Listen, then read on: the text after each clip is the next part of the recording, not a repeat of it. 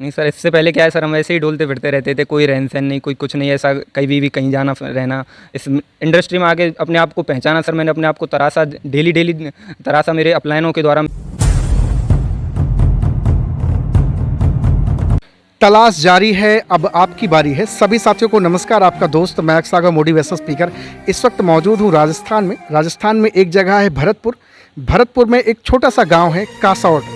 उसी माटी में जन्मे पले बढ़े डायनेमिक लीडर, बेहतरीन पर्सनालिटी जो नेटवर्क मार्केटिंग को एज अ करियर कर रहे हैं, जिनका नाम है रिंकू सिंह फौजदार। नाम बहुत सरप्राइज्ड है। आइए इनसे जानता हूँ नेटवर्क मार्केटिंग को आखिर एज अ करियर करना क्यों शुरू किए। सर, क्या रहा वजह, क्या रहा कारण आपके नेटवर्क मार्केटिंग इंडस्ट्री में आने का? सर, नेटवर्क मार्केटिंग इंडस्ट्री में मेरा आने का यही कारण है कि सर मैं यहाँ से अपने ड्रीम, जो मेरे खुद के सपने हैं सर, उनको पूरा करना चाहता हूँ। और जो मेरा परिवार है सर, मैं उसको बहुत आगे तक अपने परिवार का और अपने पिता का नाम रोशन करना चाहता हूँ। इसलिए सर मैं नेटवर्क मार्केटिंग में आया, क्योंकि सर हम इससे पहले कहीं और भी तैयारी कर रहे थे, सरकारी गवर्नमेंट जॉब की तैयारी कर रहे थे। उसमें क्या था कि सर हम अपने ड्रीम वगैरह, जो हमारे ड्रीम होते हैं, उनको सर हम अचीव नहीं कर पा रहे थे, क्योंकि ड्रीम हम सर बिजनेस से कर सकते हैं, और ये नेटवर्क मार्केटिंग हमारे ड्रीमों को पूरा करने के लिए बहुत अच्छा प्लेटफॉर्म है सर। आपका क्या सपना होगा? यही सपना होगा ना कि 10-20 हज़ार रुपये कमा लूँ, एक आध छोटी सी आल्टो पाल्टो खड़ी कर लूँ, एक तो छोटा सा घर बना लूँ। यही सपना तो होगा आपका ना। ये सपना तो भैया नौकरी से भी पूरी कर सकते थे। ये नेटवर्क मार्केटिंग में आकर के इतना छोटा सपना पूरा करने की क्या ज़रूरत है? नहीं सर, मेरा सपना सर ये नहीं था कि अल्टो वगैरह ये लूँ सर, घर वार हो। सर मेरा सपना था कि मैं अपने गाँव आपका सपना था या है? सर है सर, मेरा सपना ये, मेरा सपना है कि मैं अपने गांव से कुछ बड़ा अलग करूं, लोगों में अपनी एक पर्सनैलिटी बनाना चाहता हूं सर मैं इस नेटवर्क मार्केटिंग के जरिए सर। अच्छा, कितना विश्वास है नेटवर्क मार्केटिंग? क्या सचमुच में इस इंडस्ट्री में आप अपना फ्यूचर बना पाएंगे? जी सर, बिल्कुल सर, बहुत विश्वास है सर। तब हम आए थे तब इतना विश्वास नहीं था सर, पर मैंने जब इस नेटवर्क मार्केटिंग इंडस्ट्री में अपना पहला कदम बढ़ाया और सर इसमें ज्वाइन हुआ सर, तब मैंने एज अ कैरियर सर अपनी इस इंडस्ट्री को माना। तो सर तब मैं आया इस इंडस्ट्री में, तो मैंने इसकी नॉलेज ली सर। नॉलेज को लेते लेते सर मैं बहुत आगे मैंने सोचा कि इससे मैं अपने ड्रीम वगैरह सब अपने करियर को बना सकता हूं, तो सर इसलिए नेटवर्क इंडस्ट्री। अच्छा, आपके घर वाले, आपके रिश्तेदार, आपके जो शुक्रगुजार होंगे बहुत सारे लोग, वो लोग आपसे कभी कहे नहीं कि यार हाइट वाइट अच्छी है, थोड़ा फौजी वौजी बन जाओ, कुछ आर्मी वार्मी का कुछ सिलेक्शन देख लो, कहीं भर्ती देख लो? कभी ऐसा लोगों ने कहा नहीं? हाँ सर, बिल्कुल कहते हैं सर, अब भी कहते हैं सब लोग कि क्योंकि नाम आपका फौजदार है, तो नाम से तो आदमी आपको इसी तरह जज करेगा कि आप जरूर फौजी बनना चाहेंगे, कुछ करना चाहेंगे। हाँ सर, आज भी कहते हैं सर, बहुत सारे लोग कहते हैं कि क्या यार, कैसे काम में पड़ गया, जुड़ने जुड़ाने का धंधा कोई नहीं जुड़ता है सर, ऐसे सब बोलते हैं। पर सर मेरा क्या है, मेरे पिताजी भी इस इंडस्ट्री को लेकर बहुत नेगेटिव हैं। उन्होंने भी कभी किया होगा, पर सर उन्होंने इतनी डीपली इस इंडस्ट्री के बारे में नहीं जाना।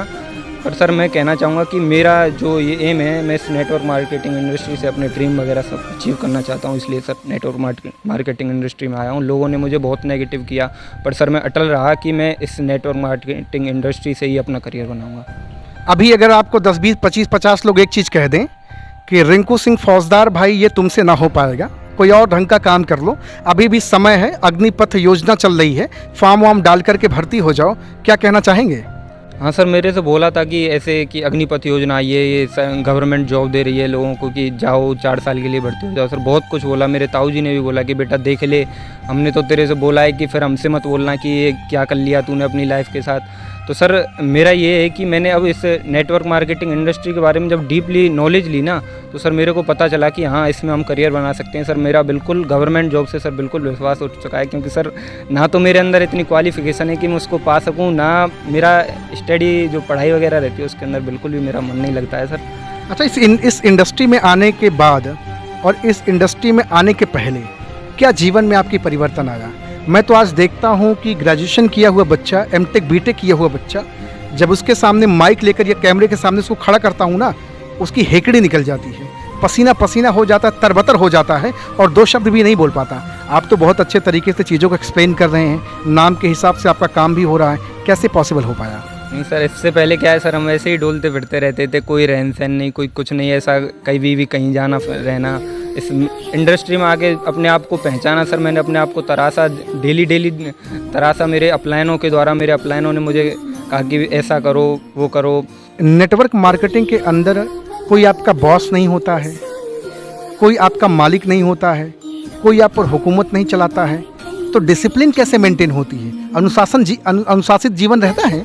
हाँ सर, बिल्कुल सर, अनुशासित जीवन रहता है सर। हम इस इंडस्ट्री में जितना अपने आप को दिखाएंगे, अब लोगों को प्रदर्शित करेंगे सर, उतना ही हम अपने आप को आगे ग्रो कर सकते हैं। अच्छा, बहुत सारे लोग मीटिंग सेमिनार जब होता है तो कुछ भी पहन करके निकल लेते हैं, टी शर्ट पहन लिए, पैंट पहन लिए, शर्ट पहन लिए, कुछ भी पहन करके निकल गए और गए बैठ करके तालियां बजा करके लास्ट में कुछ प्रसादी मिल जाता है, लोग खा पी करके चले आते हैं और कहते हैं घर पे आकर के देखना कल मेरी ऑडी आ जाएगी, जगवार आ जाएगी। आती है क्या ऐसे बिना अनुशासन के, बिना डिसिप्लिन के, बिना किसी एजुकेशन के आती है क्या ऑडी जगवार? सर बिना एजुकेशन के तो सर कुछ भी नहीं आता है सर। किसी भी इंडस्ट्री में हम जुड़ते हैं तो सर हमें उसके बारे में नॉलेज लेना पड़ता है, उसके बारे में डीपली जानना पड़ता है, तभी सर हम किसी भी चीज़ को अचीव कर सकते हैं आज। नहीं, बहुत सारे भैया तो सुबह उठे, हाथ मुंह धुले, कपड़ा पहने, टी शर्ट पैंट जो भी कुछ पहने और निकल गए मीटिंग के लिए। मीटिंग में बैठे, उनका डाउनलाइन आया, देख रहा कि मेरा अपलाइन है, वो चाहता है कि अपने कुछ लोगों को लेके आया हूँ, चलूँ अपलाइन के सामने प्रमोट कराऊँ कि सर आप हमारे अपलाइन हैं।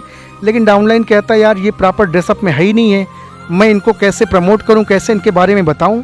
ऐसा होता ही नहीं होता कभी कभार? बिल्कुल सर, होता है सर। बहुत सारे हमारे जो अप्लायंस हैं होते हैं सर, पर मैं आज सर जिस इंडस्ट्री से जुड़ा हुआ हूं सर, उसमें ऐसा नहीं होता है सर। आज जो मेरे अप्लायन है सर, वो मेरे को प्रॉपर गाइडलाइन देते कि सर आपको ऐसा करना चाहिए, जिससे सर आपके जो डाउनलाइन होंगे उन पर आपका इतना अच्छा प्रभाव पड़ेगा कि आपके ड्रेसअप वगैरह से कि यार मेरा अप्लायन तो ऐसा है, वो इतने अच्छे से रहता है कि वो आपको आगे प्रमोट करेगा सर।